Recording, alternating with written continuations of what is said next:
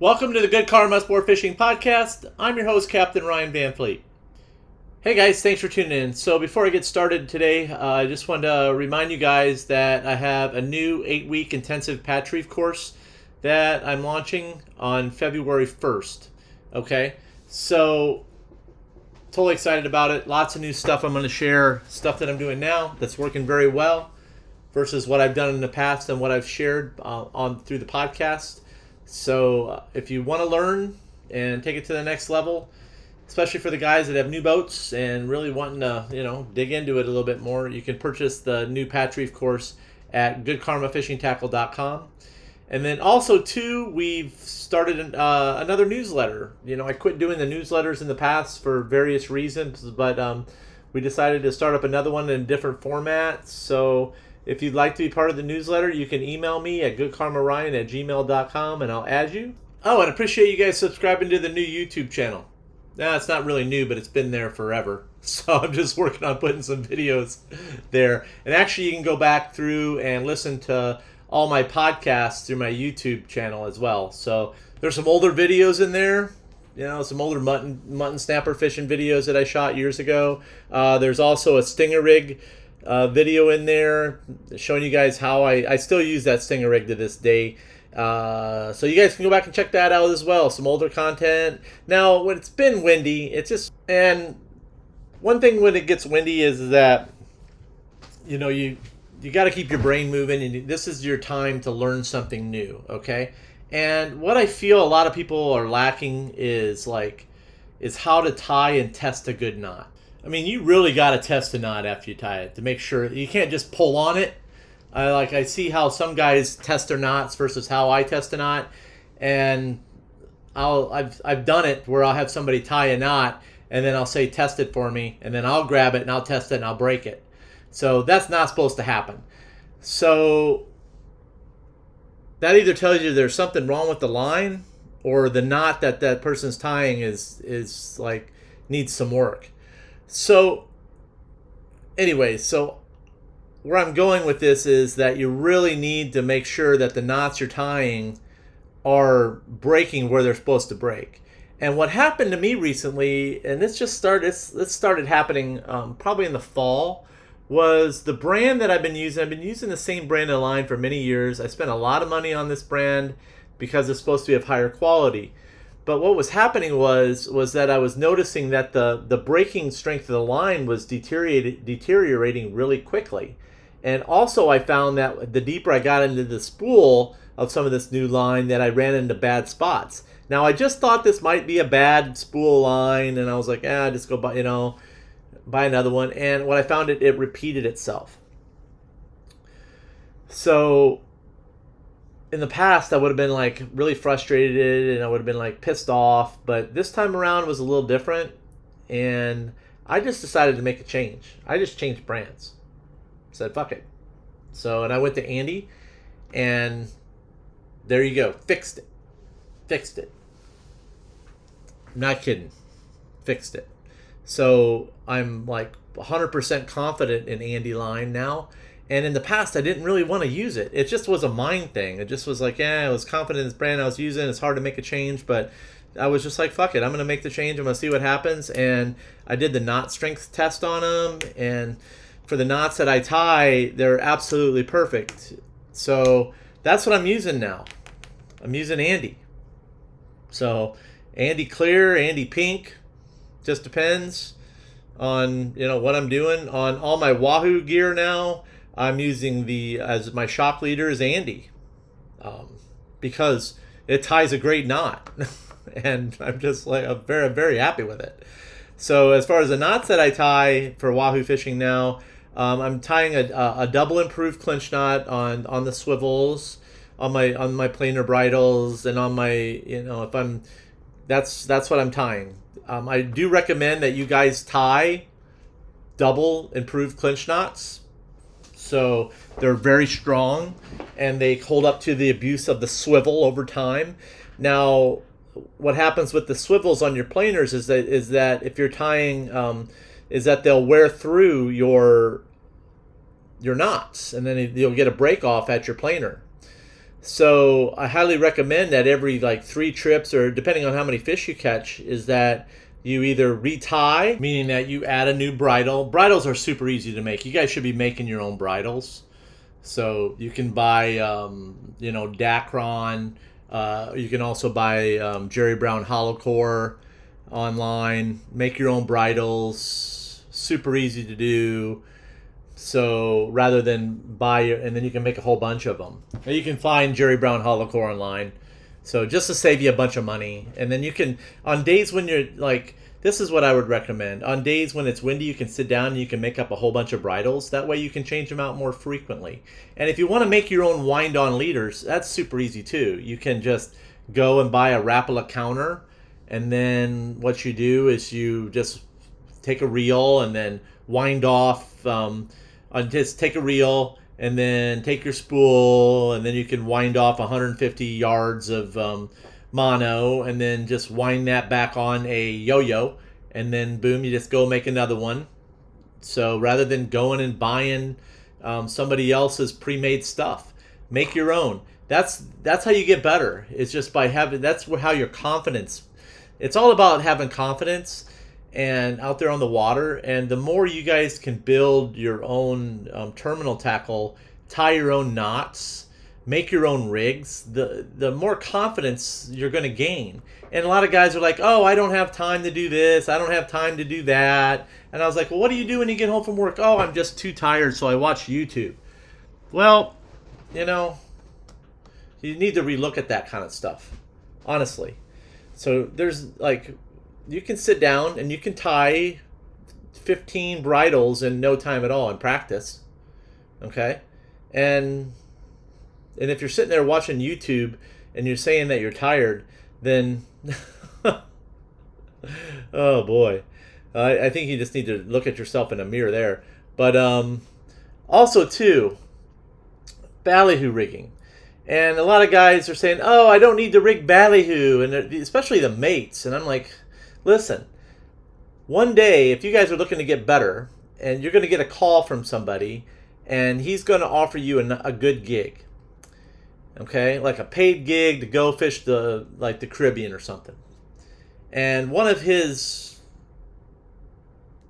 biggest pet peeves is running bonito strips. That captain, not every captain runs bonito strips, okay?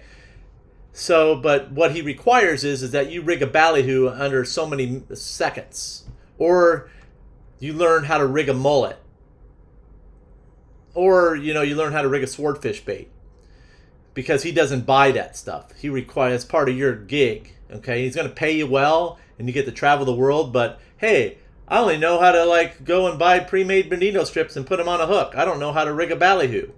And I've been fishing for how many years, and I've been mating and getting paid. I still don't know how to rig a ballyhoo, because the guys online told me that it wasn't necessary to learn how to rig a ballyhoo. Okay, so I think I made my point there, is that you should sit and learn how to do it. Not because you're not going to use it right there and right then. It's just that you may get a call to go work for somebody, and he's going to require you to learn to be able to rig a whole bunch of ballyhoo, because he hates bonito strips. When that call happens, you can thank me, because it'll probably happen for some of you guys out there, and you can thank me later. So learn how to do it. Okay? Just learn, just practice. You don't need to be an expert at it, but you should know how to do it, and you should do it. Also too, this cracks me up, is that I got a few phone calls from guys, oh, the Wahoo aren't biting off of up here in North Florida or off of Fort Lauderdale. And I go, well, how are you fishing? I go, well, we've been pulling planers at 7 to 8 miles an hour. But I want to tell you guys is that I got several phone calls from guys that fish up there, and they're crushing them while they're high-speed fishing, or they ditched the planers and they're moving at 12 to 15 miles an hour. So, and they're catching them. It's just that extra bit of speed is getting them to bite. It happens down here as well. So there's days where I just can't get the bites, but the high-speed guys are catching them right beside me. It is what it is. So up there, it's no different. Just because they don't bite on the planers doesn't mean the next guy's catching them. I know I got a couple guys that fish with me that are crushing them on Yozuri Bonitos up there. trolling at like 12 to 15 miles an hour. There you go. So it's not that they're just not biting up there. It's just that everybody seems to be doing the same damn thing. So, and the guys that are catching them are the guys that are actually, one guy I know that's in my group, he puts down Ballyhoo off his planers, and he's catching them. He's not catching them on bonito strips. He's not getting any bites, but he's getting a little bit of wiggle with that Ballyhoo, and he's catching them. It's just like running a drone spoon. Drone spoons catch fish, but sometimes a drone spoon, you need to beef it up. You need a little bit bigger profile. Okay, so I learned this little tip a few years ago from a guy that fishes up around West Palm, and it's not quite out there yet, but I'm sure it will be after this podcast here, and you guys are going to thank me for it, and I can't wait to see your results. But is you add a seawitch over a drone spoon, watch what happens. So I like to pull a bait strip, but I feel that, that's another one of my things that I really love to pull when it's cold. But when you add a drone spoon with a seawitch, well, I want you to, especially like with a crystal seawitch on top of it, or a blue and crystal seawitch, take a Freddie Collins seawitch and add that over a drone spoon, and make sure on your drone spoon that you have a good swivel attached to it. Watch what happens. Okay, watch what happens. It's kind of like adding a feather inside of a Wahoo lure, or pulling a feather. You give that drone spoon a little bit bigger profile, and the action is insane on it. So you will, like, if you think that they're not biting, and with your regular drone spoon, I want you to put a seawitch on top of it and try it. So it's it works very well. So you guys, like I said, you guys can thank me for it. Thank me for that tip later when you. And I will be sharing that a little bit more, talking about that drone spoon tip a little bit later. So, and a little bit in depth. Also, make the switch to a hot pink lure, a hot pink, not an off pink, a hot pink. Why a hot pink? Throws out a striking contrast with that bluish green natural ocean color water. So it's like the contrast. It gets them pissed off. It gets the fish to eat. You might have a slime layer. Fish can see it, pisses them off, whatever. So they like it. Kingfish like it. Wahoos like it. Tunas like it. So, and on the Patrice, I like to use, when the water's a little green, I'll use a pink jig head. So, I mean, dirty water, a little bit of, you can really see that on the bottom versus like a green. So, anyways, pink works. Always have a pink in the box. Use it in the morning. There's some days where the fish have just been showing, like, really keying in on like a hot pink, not an off-color pink. One thing about Nomad is that their pink lure is not like pink enough. Okay, I want a hot pink lure. That's why I really like the UV hair from the tackle room. I'll have the link in the show notes for that if you want to buy some and try some, or you can contact Freddie Collins. He can make you up some. But a hot pink works very well. I'm making new lures now, and I'm always looking for a really good hot pink color. So the guys in my rigging crew, I'm showing them what lures I'm making right now that are getting me the bites. So some specific hot pink colors that I'm using versus the off pink. Now, like I said, Nomad's lures, they work awesome as far as their pink goes. I've yet to catch a fish on one, but they look good in the water. But it is an off pink. It's not a hot pink. So if you're looking for a hot pink squid, like, those work extremely well, and you can add that as it has an underskirt with your crystal lures, with your mylar.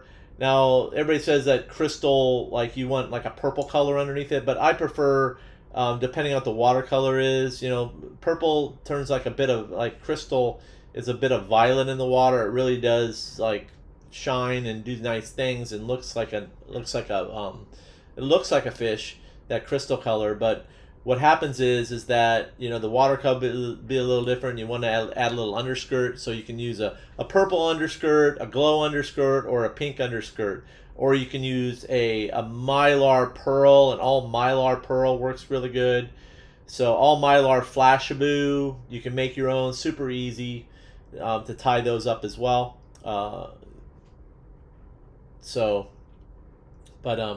Yeah, there's some tips for you guys. That's all I got. If you guys want to dig deep into what I'm doing and what I'm teaching the guys, you can join my group. It's a private fishing club, the Good Karma Fishing Club, and we meet twice a month. The first month is a lesson. The second meeting of the month is 100% question and answer.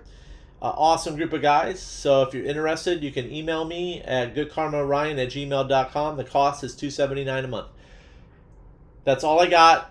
If you're looking to book a charter with me, what we're doing the rest of the month is on nice days, we are breaking it up. We're wahoo fishing, catching some tunas, and then we're going mutton snapper fishing and whatever else bites in the deep. Or we're patchery fishing. It's been phenomenal fishing on the patcheries for me this year. I'm doing things 100% different than I've done in the past on the patches. And yeah, and we're having an awesome time. And guys are, the rods are bent and the meat is good on the patch. The meat coming off the fish on the patcheries is just as good as the meat coming off the fish offshore. That's all I got. Thanks for tuning in, guys. Follow me on Instagram, Good Karma Sport Fishing _FL_keys. You can, and then follow me on, give me a follow on YouTube. I really appreciate that. I'm working at doing some more tutorials on there, so the more of the following I see, then I'll start adding some good shit. So this is what as I build up the channel. And remember, guys, anytime you're fishing, it's all good.